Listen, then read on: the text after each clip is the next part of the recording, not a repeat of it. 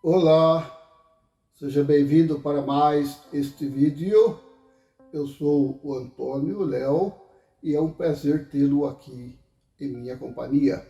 É sempre uma honra contar com a sua audiência e vamos ao assunto. Quando se fala em adquirir conhecimento, a primeira coisa que vem à nossa cabeça é conhecimento bíblico, principalmente para quem é religioso ou foi testemunha de Jeová, certo? Então, o conhecimento da Bíblia é o que, sem dúvida, está acima de todos os outros conhecimentos, concorda?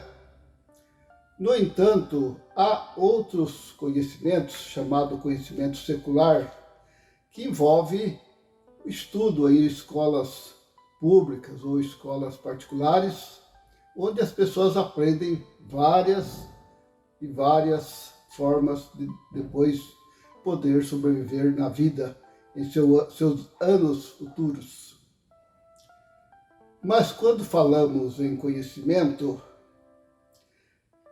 como é que nós sabemos diferenciar algo ou saber que não é só o conhecimento bíblico que é importante? O conhecimento bíblico é importante, sim, porém, a Bíblia está repleta de casos de pessoas que eram formados em outras categorias ou outras formas de sabedoria. Tome, por exemplo, o caso de Moisés. Moisés conhecia os escritos sagrados? Claro, porque ele mesmo foi usado para receber os mandamentos das mãos de Deus praticamente. Então ele tinha um conhecimento insuperado pelas pessoas da sua época. Mas quando lemos na Bíblia sobre Moisés, nós vemos ali o relato de um dos discípulos de Jesus, chamado Estevão, e ele no capítulo 7 de Atos, e no versículo 22, ele diz que Moisés foi instruído em toda a sabedoria do Egito. Não sabemos exatamente quais eram essas sabedorias, mas sabemos que os egípcios eram voltados para a arquitetura, a partes medicinais e assim por diante. Algumas coisas que hoje os cientistas não conseguem descobrir. Hoje os cientistas ficam admirados de ver quão rica era a sabedoria dos egípcios para aquela época. Bem, mas o que dizer dos cristãos? Porque os cristãos, eles tinham também algo importante. O que era? Vamos lembrar aqui o exemplo do apóstolo Paulo. E com ele vamos entender como que o conhecimento secular pode nos ajudar. Por exemplo, o apóstolo Paulo, ele era um romano. Sim, era um romano. E embora criado sob as leis de Israel, ele tinha um conhecimento diferente. Como assim? Ele entendia mais da lei do que outras pessoas, né? Por quê? Segundo o relato de Atos, capítulo 22, e o versículo 25, ele mesmo, certa vez, estava sob a guarda ou sob a custódia dos romanos. E não sabemos o motivo, mas ele ia receber aquelas chicotadas, né, ou chibatadas, ou reiadas, né, como queria entender. Eram golpes que feriam as costas da pessoa e normalmente eles davam 40 golpes, né? Eram golpes doloridos. E Paulo estava lá. Quem estava guardando Paulo recebeu ordens para açoitar a ele. Aí quando a pessoa lá, o soldado, ergueu o chicote para desferir-lhe um golpe, Paulo disse: opa,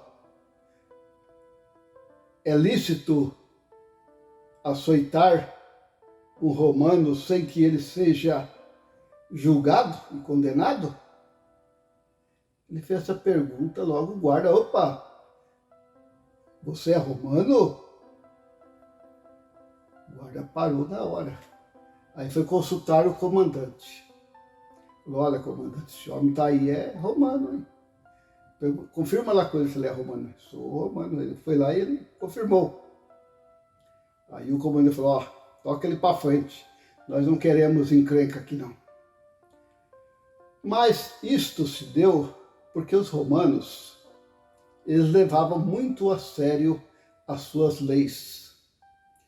Diferente de países como o nosso, né, onde a Constituição praticamente não nos dá as garantias fundamentais, que é a liberdade de expressão, o direito de ir e vir, que isso aconteceu durante a pandemia, também o direito a reuniões, né? Até tem reuniões, se não estiverem armados, podem reunir, assim a Constituição garante. Mas viram se foi obedecido isto? Então, o país que segue, pelo menos mais rigidamente essa questão, são os Estados Unidos, né? Lá as leis são mais respeitadas, principalmente a Constituição. Mas como é que hoje nós podemos dizer que o estudo, conhecer essas normas, não exige um estudo em faculdade, em universidade? Realmente. Porque Paulo, embora ele usou esse conhecimento da lei para se defender, mas ele tinha um motivo para conhecer. Qual era? O capítulo 22 mesmo de Atos, o versículo 3, diz que ele foi instruído aos pés de Gamaliel. Lembra Gamaliel? Sim, aquele que disse que ninguém deveria se opor à pregação que os cristãos faziam lá no primeiro século, porque estariam lutando contra Deus. E quem era Gamaliel? Era um sábio instrutor da lei, era vamos dizer, alguém que entendia realmente. Então, ser instruído aos pés de alguém, talvez falar, mas como? É assim, literalmente, aos pés. As pessoas sentavam, né? Provavelmente se sentavam assim e o mestre lá, né, ficava, o professor, ficava falando ou mostrando, né, no desenho, mostrando isso, mostrando aquilo, sentado ou talvez de pé, e as pessoas ali sentadas prestando toda a atenção, né? Como antes também, isso era uma tradição antigamente, porque antes de Jesus, na esfera filosófica, existiu Platão, Sócrates, Diógenes. Era parte filosófica, não era certo, mas na parte de matemática, parte outras, né, de ciência, existiu como Arquimedes, o próprio Pitágoras e outros que instruía. Então a instrução, ela era mais pessoal, vamos dizer assim, porque estava ali, não era como hoje, que existe salas de aula com mais de 30 alunos, sei lá quantos, que fica aquela zoeira que ninguém entende nada. Lá não, lá a pessoa não entendeu, como que é mesmo? Aí ele tinha. Esse era o método antigo. Não existia escolas lá em Israel, nem na Grécia. Mas como é que nós podemos hoje entender por que as pessoas dão importância ao estudo, mas descuidam do outro lado? Que lado é este? É que hoje os professores falam, né, e a opinião deles que passa a valer. Não estou falando aqui na questão de matemática, na questão da gramática. Não, estou falando do modo que hoje as religiões e também os políticos usam as salas de aulas para doutrinar os alunos de forma ideológica. Então nós dar atenção a isso, principalmente quem tem filhos nas escolas. E por quê? Notem que, ultimamente, devido a essa ideologia, até a ideologia de gênero mesmo, sabe que são ensinadas, ou pelo menos induzidos alunos a entender desta forma nas escolas. Sabem aquilo que eu já falei, que a Bíblia diz que Deus criou macho e fêmea. Bem, mas como que isso acontece? Não só a ideologia de gênero, mas a ideologia política. Quando a Igreja Católica dominava, principalmente na Europa, nos séculos passados, criou-se o ensino público, certo? E por que ensino público? Né?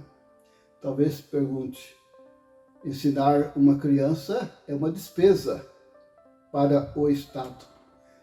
Mas aí é que está a jogada deles. Porque os políticos querem doutrinar as crianças, sim. E na época da religião católica, mais ainda. Tanto que durante o domínio católico, porque atualmente existem mais pessoas de outras religiões do que propriamente católicos. E até um caso pitoresco de testemunho de Jeová que chegou em uma cidade, como a sociedade enviava para lá 2 em 2, né, chamado pioneiros especiais, eles chegavam na cidade e começavam a pregar. Iam de casa em casa. Aí certa vez eles estavam lá pregando lá, aí aparece o quê? A Corintinha. Sabem o que é a Corintinha? Talvez só do estado de São Paulo que conhece. Era um Jeep ou um Fusca pintado de preto e branco. Aí chegou, pegou esses 2 pioneiros e para onde? Levou para a delegacia. E por quê? Talvez pergunte. Porque naquele tempo, nos anos 60, 70, né, ou até antes, havia uma forma de rechaçar o comunismo. Que comunista não era bem-vindo ao Brasil. Os comunistas já haviam dado um golpe lá na Cuba e outros países, então eles têm aquela ideologia diferente. Então, como o Brasil tinha seus presidentes que, embora não fosse totalmente do sistema capitalista, mas rechaçava estas ideologias. Aí mandou que esses 2 pioneiros ficassem de costa para a parede, e aí abriram a pasta deles e olharam os livros. Perguntou, qual a cor da capa do livro tal? Lá um livro lá, talvez do Paraíso Perdido ao Paraíso Recuperado e outros que existiam na época. Então, que cor que é a capa desse livro? Se eles realmente eram testemunhos de Jeová, sabiam, né? Mas se erravam, falavam, deve ser algum espião porque existiu sim espiões, né? Ou pessoas que vieram com a finalidade de divulgar o comunismo no Brasil, certo? O ano 60, 70 era assim. Aí o que como os publicadores, os pioneiros falaram certo, lógico, foram liberados, não aconteceu nada. Mas imagine se fosse. Então por quê? Que eles estavam preocupados com o infiltramento do comunismo no Brasil. Enquanto que hoje, o que se fala do comunismo? Mas de comunista, de socialista, nunca. Isso não nos ofende. Isso nos orgulha, muitas vezes. E muitas vezes nós sabemos que merecemos esse ataque. Fala bem ou fala mal? Então, esta é a diferença que nós notamos com respeito à educação. Então, se os pais podem ensinar os filhos em suas casas, ensinar principalmente a questão de costumes. A questão de costume é uma questão mais do lado conservador, certo? Porque existe a direita, mas não é tão conservadora. Tem a direita que é mais liberal. Ela permite o uso de drogas e outras coisas que têm a ver com costumes, né? Imoralidade e assim por diante. Já os conservadores são pessoas mais apegadas às religiões, apegadas aos bons costumes, à boa moral, à boa ética, né? À família e assim por diante. Então veja a diferença. Então esses valores, né, somente a honestidade, deve ser passada aos filhos. Então, seguindo o exemplo de Paulo, que foi instruído por Gamaliel, e não foi a uma universidade ou faculdade, então até estão querendo, sim. Não sei se vai ser possível, mas existe o projeto de Homeschooling, deve ser mais ou menos assim, quer dizer, escola em casa, porque os pais ensinariam e os filhos iriam lá apenas para prestar provas, e se está indo bem, continua. Se está, eles dão mais orientação. Seria ótimo, alguns países já adotam esse costume. Mas quanto ao ensino de outras matérias, lógico que a pessoa tem que se especializar, lógico, vai ter que frequentar uma universidade. E aí que entra a questão que poucos sabem. Não sei se já ouviram falar em Olavo de Carvalho. Olavo de Carvalho foi uma pessoa, já faleceu há alguns anos, menos de uns 2, 3 anos por aí, não lembro direito. Mas ele faleceu, mas ele deixou um legado. Se procurar no YouTube vão achar algumas coisas que ele fala.